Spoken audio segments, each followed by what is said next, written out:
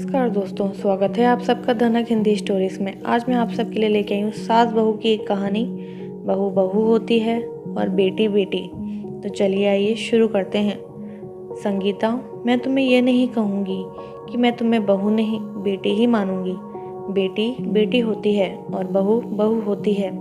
मैं तुम्हें बेटी जैसा प्यार नहीं दूंगी, मैं तुम्हें बहू जैसा प्यार ही दूंगी। रह रहकर होने वाली सास के ये शब्द मेरे दिमाग में हथौड़े की तरह वार कर रहे थे। आज मुझे देखने प्रमोद के साथ उसके मम्मी पापा और दीदी जीजाजी आए थे। प्रमोद और मैं दोनों ही इंजीनियर हैं। प्रमोद की जॉब मुंबई में थी और मेरी बेंगलोर में।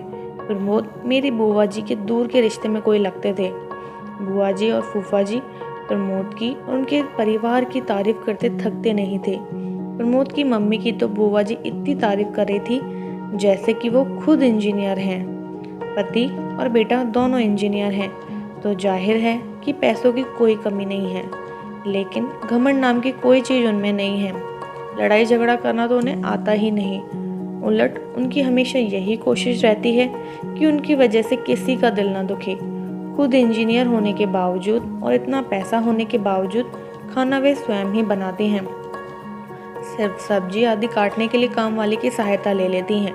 उनका मानना है कि खाना हमें स्वयं ही बनाना चाहिए ताकि घर के सभी सदस्यों को शुद्ध और सात्विक भोजन मिले। इतनी तारीफ सुनकर मुझे मन ही मन लग रहा था कि यदि यह संबंध हो जाता है तो मैं अपने आप को बहुत ही खुशनसीब समझूंगी, क्योंकि कहा जाता है ना कि पति पत्नी के गुण नहीं मिले तो चलता है, लेकिन सास बहू के गुण मिलने ही चाहिए, तभी वैवाहिक जीवन सुखी रहता है। यही सोचकर मैं मन ही मन खुश हो रही थी कि मुझे बहुत अच्छी सास मिलने वाली है। लेकिन आज जब उन्होंने बहू जैसा प्यार देने की बात कही तो वो बात किसी के भी समझ में नहीं आ रही थी। आज तक सभी ने यही सुना था कि हर सास ऐसा ही कहती है कि तुम मेरी बहू नहीं बेटी हो, मैं तुम्हें बेटी जैसा ही प्यार दूंगी। लेकिन यहाँ तो उल्टा ही हो रहा है। बहू जैसा प्यार। घर में सभी को आशंका हो रही थी कि कहीं वे शादी के बाद फिल्मों वाली ललिता पवार टाइप की सास न बन जाए। यदि ऐसा हुआ तो मेरा क्या होगा। लेकिन सिर्फ इस एक बात को नज़रअंदाज किया जाए तो बाकी सभी बातें अच्छी होने से घर के सभी सदस्यों को लग रहा था कि ये रिश्ता हो जाना चाहिए। और आखिरकार शादी हो गई। मेरी शादी तो हो गई, लेकिन दिमाग में हर वक्त मम्मी जी के शब्द तुम्हें बहू जैसा प्यार दूंगी गूंजते रहते थे। इसलिए मैं मन ही मन डरी हुई थी। मैं प्रमोद से इस बारे में बात नहीं कर सकती थी, क्योंकि मुझे डर था कि कहीं प्रमोद यह न समझ बैठे कि शादी होते ही मैंने मम्मी जी के खिलाफ उनके कान भरना शुरू कर दिए। इसलिए मैं मन ही मन फैसला कर लिया था कि मैं अपना हर काम इतना परफेक्शन से करूँगी कि मम्मी जी को शिकायत का मौका ही नहीं मिलेगा। जब शिकायत का मौका ही नहीं मिलेगा तो वे ललिता पवार नहीं बन पाएगी। इस बात का मेरे ऊपर इतना असर हुआ कि मैं हर वक्त डरी डरी सी रहने लगी। प्रमोद ने भी 2-3 बार प्यार से पूछा, क्या बात है, तुम खुश नहीं दिखती, तुम्हें किसी से कुछ बोला क्या। मैं उन्हें क्या बोलती। मैंने इतना ही कहा, नहीं ऐसी कोई बात नहीं है। नया घर, नया वातावरण, सब कुछ नया होने से शायद मैं अपने आप को एडजस्ट नहीं कर पा रही हूँ। धीरे धीरे सब ठीक हो जाएगा। मम्मी जी पापा जी भी मेरा बहुत ख्याल रख रहे थे, हर वक्त बहुत प्यार से पेश आते। लेकिन मेरे मन में जो बहू जैसा प्यार की गांठ बैठ चुकी थी वो निकल ही नहीं पा रही थी। सब लोग कहते हैं ना कि शादी के बाद कुछ दिनों तक तो ससुराल के सभी लोग अच्छे से ही रहते हैं। असलियत तो धीरे धीरे सामने आती है। अभी तो शुरुआत है, इसलिए ये लोग प्यार जता रहे हैं। धीरे धीरे मेरा मन इन्हीं सब आशंकाओं से ग्रस्त रहने लगा। शादी के 8-10 दिनों बाद की बात है। मैं चाय बनाने के लिए दूध के गंज में से दूध निकालने लगी तो न जाने कैसे क्या मेरे हाथ से संडासी बराबर पकड़ी नहीं गई और गंज हाथ से छूट गया। पूरा का पूरा गरम गरम दूध नीचे गिर गया। मैं इतनी ज़्यादा डर गई थी कि पूछो मत।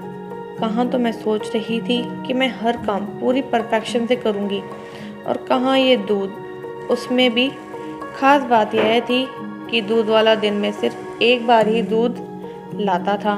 सभी लोग चाय का इंतजार कर रहे थे। पैकेट के दूध में मिलावट होने से वो घर में नहीं लाते थे। सभी लोग चाय का इंतजार कर रहे थे। गंज गिरने की आवाज़ सुनकर मम्मी जी ने बाहर से ही आवाज़ लगाई, संगीता, क्या हुआ? मैं तो इतनी ज़्यादा डर गई थी कि मेरे मुंह से आवाज़ ही नहीं निकली। तब मम्मी जी खुद किचन में आए।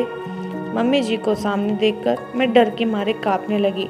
मुझे लगा कि अब वे जरूर ललिता पवार बन जाएगी, क्योंकि अब कल सुबह तक किसी को भी चाय नसीब नहीं होने वाली और सभी को चाय पीने की आदत है।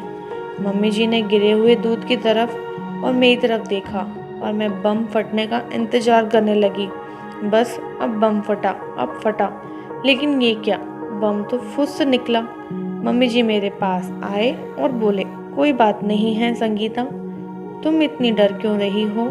तुमने कोई जानबूझ के थोड़े ही गिराया है दूध, हो जाता है कभी कभी, कोई बात नहीं, तुम रिलैक्स हो जाओ। लेकिन मम्मी जी, अब चाय कौन से दूध से बनेगी? दूध वाला तो कल आएगा। मैं अभी पैकेट का दूध बुलवा लेती हूँ। लेकिन आपने ही तो कहा था कि अपने यहाँ पैकेट का दूध नहीं लाते। लाते तो नहीं हैं, लेकिन सभी को चाय का एक तरह का नशा हो गया है, तो चाय के बिना तो नहीं रहेंगे। इसलिए इमरजेंसी में एक आध बार चलता है पैकेट का दूध। हम लोग ऑफिस में चाय पीते हैं ना, वहाँ कौन से दूध का उपयोग किया जाता है, क्या हमें पता चलता है? ऑफिस में हमारी मजबूरी है, लेकिन घर में जहाँ तक संभव हो शरीर के दृष्टिकोण से जो अच्छा रहता है वो करना चाहिए। इसलिए पैकेट का दूध नहीं लेते। लेकिन एक आध बार में कुछ नहीं होता। रोज रोज थोड़े ही दूध गिर जाएगा।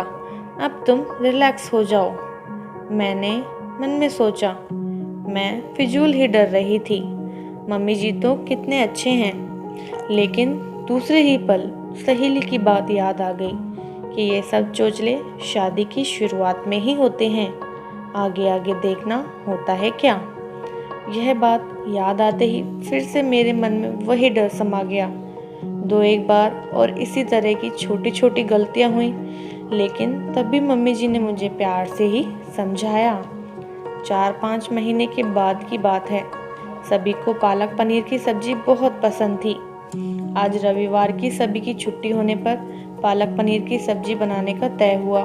सब लोग खाना खाने बैठे तो जैसे ही इन्होंने पहला कौर मुंह में लिया तो बहुत बुरा मुंह बनाया और एक घूंट पानी पीकर बोले कि आज सब्जी में नमक डाला है या नमक में सब्जी डाली है। आज डबल नमक है सब्जी में। मुझे काटो तो खून नहीं। हे भगवान, अब जरूर मम्मी जी अपना बहू वाला प्यार दिखाएंगे। कहेंगी कि तेरी मम्मी ने यही सिखाया है क्या? पढ़ लिख कर नौकरी कर रही है, इसका ये मतलब नहीं कि तुम्हें सब्जी बनाना भी नहीं आना चाहिए। तुम्हारी माँ ने तो कहा था कि मेरी बेटी को सब आता है, फिर ये क्या है? मैं ये सब सोच ही रही थी कि इतने में मम्मी जी ने मुझे जोर से झंझोड़ा, संगीता, संगीता। क्या हुआ? तुम कांप क्यों रही हो, रो क्यों रही हो? कुछ नहीं, वो सब्जी में मम्मी जी, सॉरी, न मालूम आज कैसे ये नमक डबल हो गया। अब सब लोग खाना कैसे खाएंगे? फूल गोभी की सब्जी, दाल, चटनी और अचार है ना, खा लेंगे, तू घबरा मत। लेकिन आगे से सब्जी बनाते वक्त थोड़ा ख्याल रख लिया कर। दोपहर में जब मैं मम्मी जी अकेले थे तब वो बोली, शादी हुई है तभी से मैं देख रही हूँ कि तुम फ्री नहीं लग रही हो। ऐसा लगता है कि कहीं खोई खोई सी, डरी डरी सी लगती हो। क्या बात है? यदि तुम मुझे नहीं बताओगी तो हम समस्या का निदान कैसे कर पाएंगे? यहाँ तुम्हारी मम्मी नहीं है, लेकिन मैं तो हूँ ना। तुम मुझसे अपने मन की हर बात कर सकती हो। उनके इतने प्रेम से बोलने पर मैं अपने आप को रोक नहीं पाई और रोने लगी। उन्होंने मुझे अपनी बाहों में भर लिया। अब बता, क्या बात है? मम्मी जी, जब आप मुझे देखने आई थी तो आपने कहा था कि आप मुझे बेटी जैसा नहीं, बहू जैसा प्यार करेंगी। हाँ, कहा था तो। बहू जैसा भी कोई प्यार होता है क्या? बहू की छोटी से छोटी गलती पर भी उसे इतना प्रताड़ित किया जाता है कि मानो उसने बहुत बड़ा गुनाह किया हो। इसलिए मुझे लगा कि आप मेरी छोटी से छोटी गलती पर भी महाभारत रचेंगी, इनको मेरे खिलाफ भड़काएंगी। इसी सोच के चलते मैं हर वक्त डरती रहती हूँ कि मुझसे कोई गलती नहीं होनी चाहिए। मुझ पर नाराज होने का आपको कोई मौका नहीं मिलना चाहिए। सच बताऊँ तो आज तक मुझसे जो भी गलतियाँ हुई वो इसी घबराहट के चलते हुई। लेकिन मेरी एक बात समझ में नहीं आई, बहू जैसा प्यार करूँगी ऐसा कहने पर भी आपने आज तक अपना सासूपना नहीं दिखाया और मुझे डांटा भी नहीं। फिर आपने ऐसा क्यों कहा था कि आप बहू जैसा प्यार करेंगी? अरे पगली, मुझे नहीं पता था कि तू मेरी सीधी सादी सी बात को इतना दिल पर लगा लेगी। एक बात बता, क्या कभी तूने किसी माँ को अपनी बेटी से यह कहते सुना है कि वो उसे बहू जैसा प्यार करेंगी? नहीं ना। जब हम बेटी को बहू जैसा प्यार नहीं करते तो बहू को बेटी जैसा प्यार क्यों करते हैं? इसका तो यही मतलब हुआ ना कि हम बेटी को ज़्यादा महत्व देते हैं, बेटी को ज़्यादा प्यार करते हैं। इसलिए बहू से कहते हैं कि तुझे बेटी बनाएंगे, तुझे बेटी जैसा प्यार देंगे। हम लोग बेटे को ज़्यादा महत्व देते हैं, इसलिए बेटे को बेटे जैसा ही प्यार देते हैं। कभी भी बेटे से यह नहीं कहते कि तुझे बेटी जैसा प्यार देंगे। यदि हम बेटा और बेटी दोनों को समान समझते हैं तो बेटी को बेटी जैसा प्यार क्यों नहीं दे सकते? मेरी नज़र में जिस तरह बेटी का अपना एक अलग अस्तित्व है, उसी तरह बहू का भी अपना एक अलग अस्तित्व है। मैं बहू को बेटी से किसी भी मामले में कम नहीं समझती।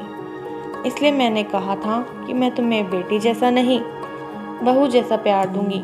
मुझे क्या पता था कि तू उसका गलत मतलब लगा के बात दिल से लगा लेगी। चल अब आंसू पोंछ, नहीं तो मैं सचमुच में फिल्मों वाली ललिता पवार बन जाऊंगी। उन्होंने यह बात इस अंदाज से कही कि हंसते हंसते हम दोनों का बुरा हाल हो गया। आज मुझे पता चला कि बहू वाला प्यार भी होता है। तो दोस्तों, कैसी लगी आपको मेरी ये कहानी? प्लीज़ अपने कमेंट में बताइएगा और मेरे चैनल को सब्सक्राइब और बेल आइकन को प्रेस करना ना भूलें, ताकि आपको मेरी आने वाली वीडियो के अपडेट्स मिलते रहें। मिलते हैं अगली कहानी के साथ, तब तक के लिए धन्यवाद।